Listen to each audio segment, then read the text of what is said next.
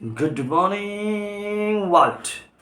Welcome back to your छोटा सा नन्हा सा चैनल पाठशाला।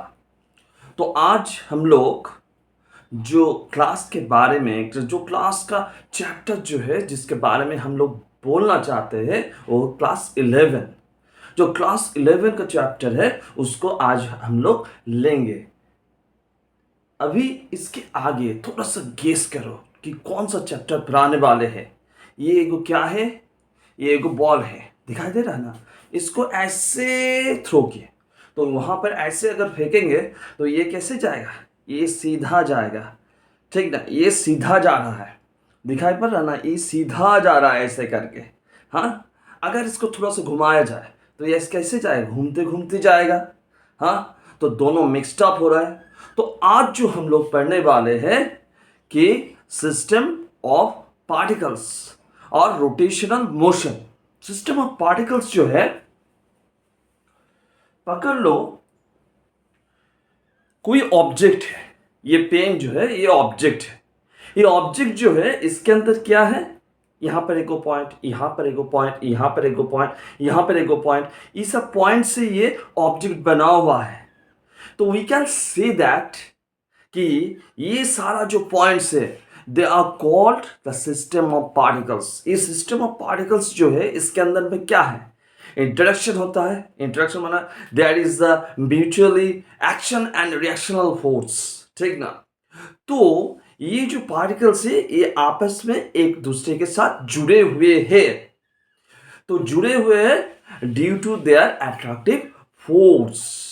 तो ये क्या हो गया? इसको हम लोग बाहर से एक्सटर्नल फोर्स देंगे, हीट देंगे, बहुत सारा चीज देंगे, उसके बाद इसको अलग कर सकते हैं, ठीक ना? तो यहां पर जो है this is the rigid body. तो रिजिड बॉडी जो है उसका मोशन के बारे में पहले जानेंगे। रिजिड बॉडी का क्या क्या मोशन होता है, तो पहले लिखते हैं। चैप्टर का नाम लिखो पहले, system of particles and rotational motion and rotational motion. तो यहां पर सिस्टम ऑफ पार्टिकल्स जो है, सिस्टम ऑफ पार्टिकल्स यहां पर क्या है? ये एक पॉइंट है ए, यहां पर क्या है? बी, जो बोल रहे थे हम। यहां पर सी, यहां पर डी, यहां पर ई, ऐसे करके बहुत सारा पार्टिकल है। ये बहुत सारा जो पार्टिकल है सब मिलके एक बॉडी को फॉर्मेशन कर रहा है। उसको क्या कहेंगे हम लोग? System of particles. ओके ना? ये है सिस्टम ऑफ पार्टिकल्स। अब इस सिस्टम ऑफ पार्टिकल्स जो है उसका मोशन होगा। उसका मोशन के बारे में हम लोग जानेंगे।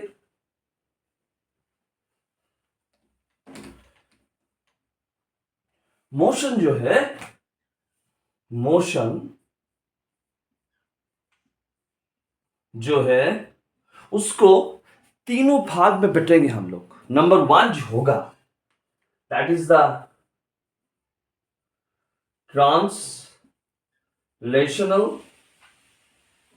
मोशन। दो नंबर जो होगा that is rotational motion.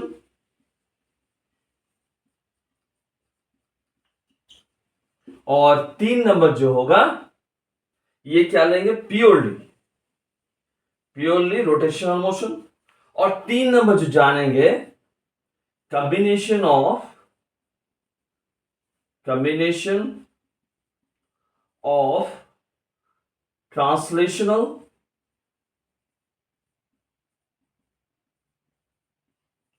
And rotational motion. Combination of translational and rotational motion. अभी देखो ट्रांसलेशनल मोशन जो है ये दोनों भाग में बटे हुए हैं। नंबर वन क्या होगा? नंबर वन जो होगा, ये तो थाम के बैठो। नंबर वन जो होगा that is the rectilinear translational motion.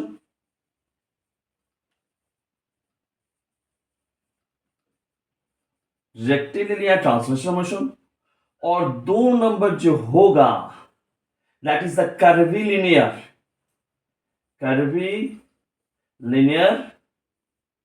Translational motion. ठीक ना? तो वहां पर क्या क्या मिला? Rectilinear translation motion and curvilinear translation motion. चलो थोड़ा सा आगे बढ़े, दिखाते हैं मैजिक।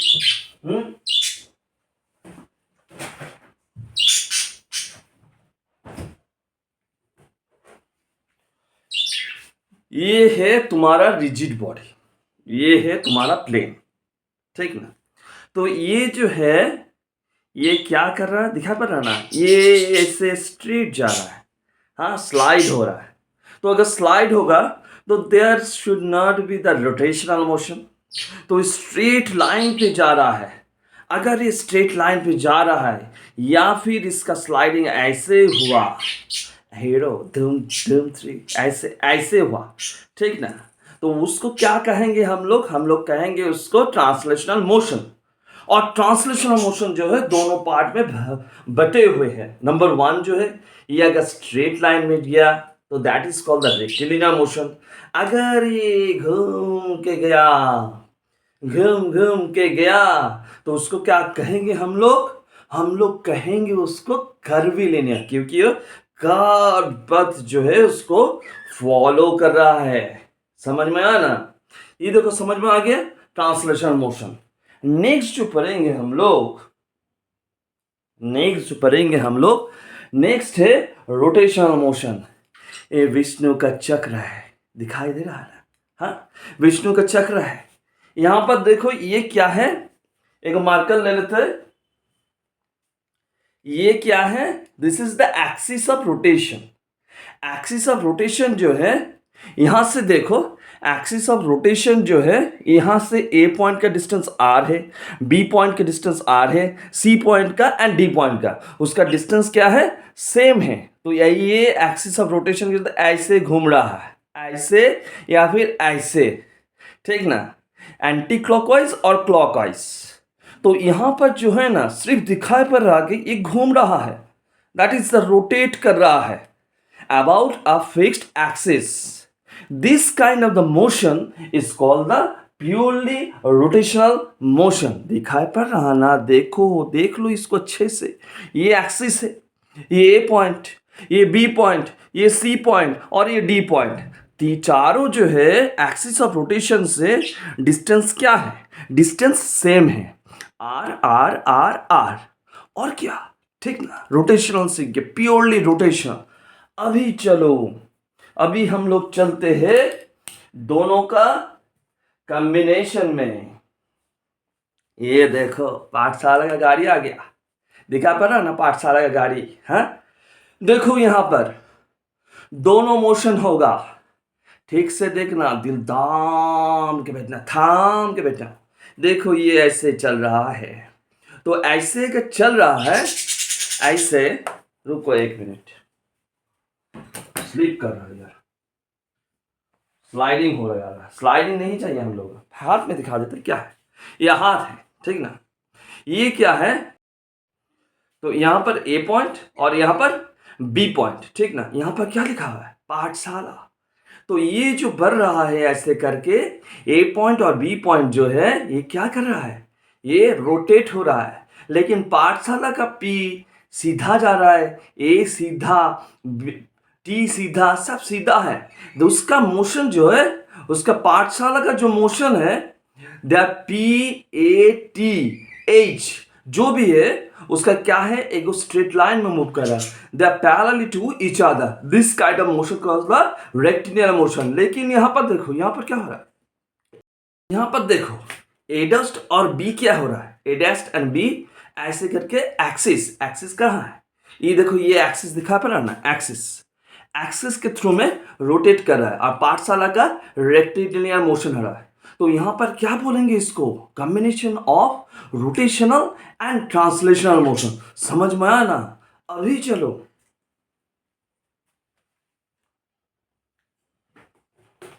अभी चलो, अभी हम लोग क्या देखेंगे, मैजिक देखना है। देखो पेन के लिए, पेन सिंपल एग्जांपल ले लिए, ये पेन लिए, पेन को रखे रखे रखे रखे और गिर गया, गिरा, पेन गिरा। इसको ठीक से रखना है। देखो देखो देखो देखो, ये जो है ये यहां पर आके बैलेंस हो गया, ठीक ना। देखो दिखा पड़ रहा ना, ये यहां पर आके बैलेंस हो गया। क्यों बैलेंस हुआ? क्योंकि होल बॉडी मास जो है, होल बॉडी का मास जो है, it is concentrated that point, यहां पर आ गया, ठीक ना। अगर इसको रेस्ट ऑफ मोशन ऐसे लेके जाओ, ठीक ना, या फिर ऐसे लेके आओ, ये जैसे भी स्टेट में है, इस पॉइंट के रिस्पेक्ट में उसका कोई चेंज नहीं होगा। That point is called the centre of mass, that point is called the centre of मास। चलो यहां पर भी देख लेते हैं। देख होल बॉडी सिस्टम, इसको यहां पर बैठा दिए, ठीक ना। देखो कैसे कैसे कैसे, थोड़ा सा इधर, थोड़ा सा इधर, तो सेंटर ऑफ मास कहां रह जाएगा? देखो ये हो गया सेंटर ऑफ मास, इसका सेंटर ऑफ मास यहां पर हो गया। तो सेंटर ऑफ मास के बारे में हम लोग अभी पढ़ेंगे। चलो चलो जल्दी पढ़े हम लोग, चलो आगे बढ़े और दुनिया को आगे लेके जाना है।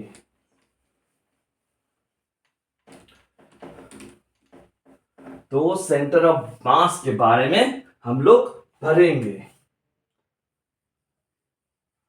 सेंटर ऑफ मास, चलो इसके लिए क्या करते हैं, 2D डायग्राम पकड़ लेते हैं। पहले 2D से करते हैं, चलो एकदम इजी तरीके से। ये O, ये X, ये Y, दोनों पार्टिकल है, दैट इज दोनों पार्टिकल। यहां पर जो है इसका डिस्टेंस कितना है, इसका डिस्टेंस है R1, इसका डिस्टेंस कितना है, दैट इज R2, ठीक हो गया। ये A पॉइंट है और ये B पॉइंट है। हम लोग क्या करने वाले हैं, दोनों जो पार्टिकल सिस्टम है उसका सेंटर ऑफ मास का पोजीशन निकालेंगे। Find the position of the centre of मास। तो कैसे निकालेंगे, चलो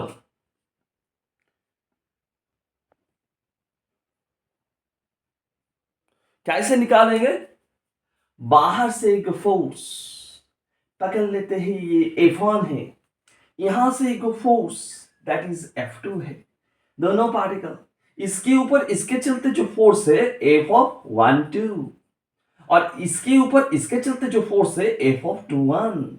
ये तो इंटरेक्शन तो होगा, क्योंकि Newton's third law of motion tells us every action has equal and opposite reaction.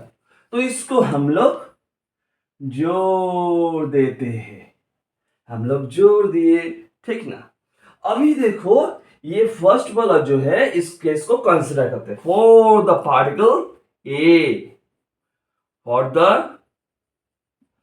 Particle A क्या लिखेंगे, हम लोग लिखेंगे dp1। ये p1 क्या है sir, p1 is the linear momentum. dp1 equals to क्या लिखेंगे, टोटल फोर्स, एक्सटर्नल फोर्स क्या है F1, प्लस क्या लिखेंगे यहां पर F(1,2) लिख दे। हाँ एकदम इजी, ठीक ना। अभी देखो, अभी जो है हम लोग लिख सकते हैं इसमें P1 इक्वल्स टू क्या होता है M1V1। तो M1 को बाहर ले लिए तो क्या लिखेंगे dV1/dt, that is equals to क्या आएगा F1 vector plus F(1,2) vector. अभी यहां पर जो है दैट इज M1, तो यहां पर क्या लिखेंगे, इसको चेंज कर दे, d dt ऑफ, समझ में आ रहा है ना, d R1 जो दिया है उसके उसमें कन्वर्शन कर दिया, दैट इज इक्वल टू क्या होगा F1 vector plus F(1,2) vector.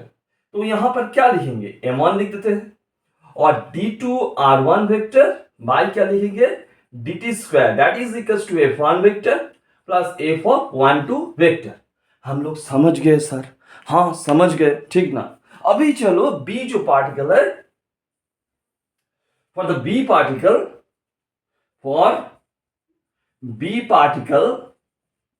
for B particle, similarly we can write m2 d2 of r2 by dt square is equal to क्या होगा, f2 vector plus f of 2 1 vector. समझ में आ गया? समझ में तो आ ही गया, ठीक ना। अभी चलो दोनों को ऐड करते हैं, दोनों को ऐड कर देते हैं। ऐड करने से क्या मिलेगा, ऐड करने से भी मिलेगा। हाँ दोनों को ऐड कर देते हैं, तो यहां पर क्या होगा, यहां पर हो जाएगा m1 d2 of r1 by dt square plus क्या लिखेंगे m2 of d2 of r2 by dt square, that is equal to क्या होगा, f1 vector plus f of 1 2 vector plus f2 vector f of 2 1 vector. समझ में आया ना? ठीक। अभी हम लोग जो देखेंगे कि f ऑफ 1 2 जो है that is equal to minus of f of 2 1, क्योंकि every action has equal and opposite reaction. तो यहां पर अगर बिठा देंगे तो बैठाने से क्या मिलेगा, क्या मिलेगा सर, ये दोनों चल जाएगा, तो f1 वेक्टर रह गया प्लस ऑफ f2 वेक्टर भी रह गया। तो रह अगर गया तो यहां पर हम लोग क्या लिखेंगे, d2 बाई dt स्क्वायर जो है इसको कॉमन ले लेते हैं, शांति बजाय रखो। d2 बाई dt स्क्वायर क्या लिखेंगे, m1 r1 वेक्टर प्लस क्या लिखेंगे, m2 r2 वेक्टर। समझ में आया ना? इतना तक बताओ तो समझ में आया? तो यहां पर जो है, तो ये जो है इसको लिख देंगे हम एवरेज। अभी इसका इस पोजीशन में आर वेक्टर को ले लेते हैं, ठीक है। तो ए वेक्टर इज इक्वल टू हम लोग लिख सकते हैं, क्या लिखेंगे, दोनों मिला के m1 plus m2 into d2r by dt square, इसको लिख देते हैं आरसीएम। आरसीएम मसाला खाओ, आरसीएम। तो दोनों को इक्वेट कर देंगे, तो इक्वेट करने से क्या मिलेगा, इक्वेट करने से कैलकुलेशन मिल जाएगा, कैलकुलेशन आंसर आरसीएम मिल जाएगा, that is d2 of dt square लिखेंगे m1 plus m2 into RCM vector, that is equal to क्या होगा, that is equal to d2 by dt square m1 r1 vector plus of m2 r2 vector. तो यहां से क्या मिला, दोनों side cancel कर देते तो आरसीएम मिल गया। आरसीएम इज इक्वल टू क्या होगा, m1 r1 vector plus m2 r2 vector by नीचे क्या लिखेंगे हम लोग, m1 प्लस m2। ये है हम लोगों का आरसीएम का formula, that is the centre of mass जो है उसका फॉर्मूला। अगर if you are given the a number of particles तो क्या होगा, इसका आरसीएम क्या होगा, इसका आरसीएम कुछ नहीं होगा, for n number of particles, for n number of particles RCM जो होगा दैट इज इक्वल टू लिखेंगे m1 r1 vector plus m2 r2 vector plus dot dot dot करके mn rn वेक्टर, और नीचे क्या होगा m1 plus m2 plus dot dot करके mn। तो इसको समेशन में अगर ले लेते हैं तो mi ri वेक्टर i कितना होगा, 1 से शुरू करके n तक, छोटा कर दीजिए, छोटा, तो summation of mi i equals to 1 to n।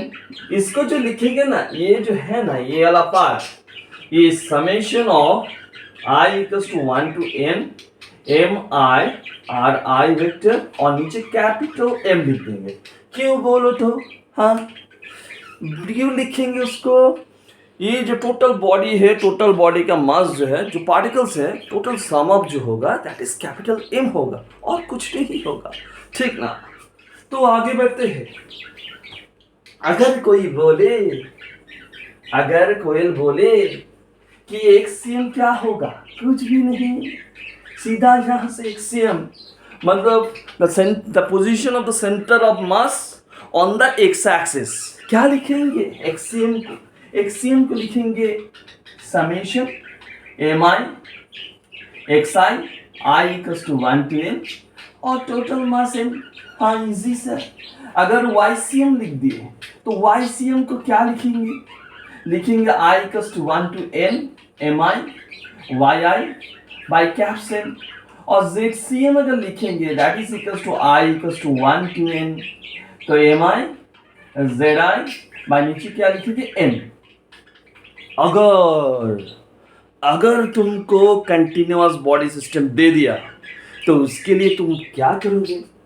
कुछ नहीं सर, इंटीग्रेशन कर देंगे और क्या है, छोटा सा मास ले लेंगे, इंटीग्रेशन। हाँ। देखो तो यहाँ पर अगर बोला गया कंटिन्यूअस बॉडी सिस्टम है तो एक्सियम इक्वल्स टू क्या लिखेंगे? इंटीग्रेशन कर देंगे। इंटीग्रेशन क्या करेंगे? यहाँ पर x लिखेंगे और यहाँ पर dm लिखेंगे और नीचे क्या लिखेंगे m। अगर YCM बोला तो क्या लिखेंगे? Integration y dm by m। अगर ZCM बोला तो क्या लिखेंगे? Integration of z dm by capital M। समझ में आया ना? बड़ा बॉडी छोटा सा हिस्सा लेंगे, छोटा सा हिस्सा जो है उसका मास ले लेंगे हम लोग dm। देखो dm सब में dm लिखा हुआ है, ठीक ना? हाँ अभी चलो थोड़ा सा स्पेशल केस करते हैं। ये स्पेशल केस क्या है?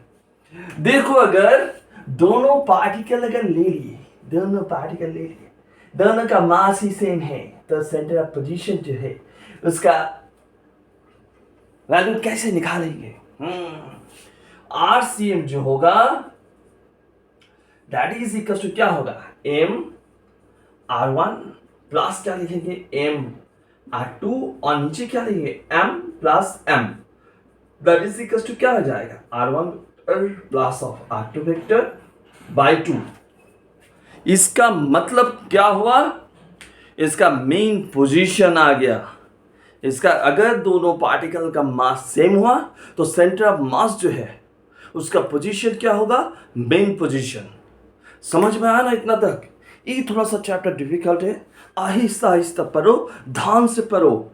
यहाँ पर बहुत सारा प्रैक्टिकल एग्जाम्पल्स है, तुम्हारे चारों तरफ जो है प्रैक्टिकल एग्जाम्पल से भरे हुए हैं। तो आज के लिए इतना ही। Stay tune, please share and subscribe to grow my छोटा सा नन्हा सा चैनल पाठशाला। तो good bye. Please like my videos, share and please subscribe. Goodbye.